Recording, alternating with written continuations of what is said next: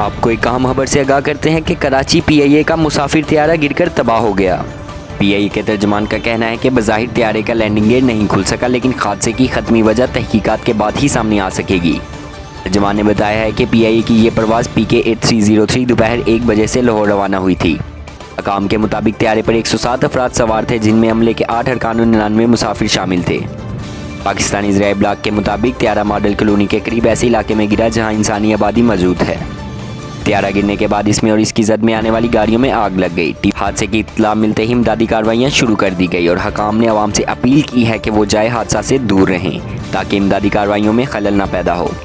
تاحال حکام کی جانب سے حادثے کی وجوہات اور اس سے ہونے والی جانی اور مالی نقصان کے بارے میں کوئی تفصیل فراہم نہیں کی گئی۔ تاہم آبادی پر گرنے کی وجہ سے اس حادثے میں ہلاکتوں کا خدشہ ہے۔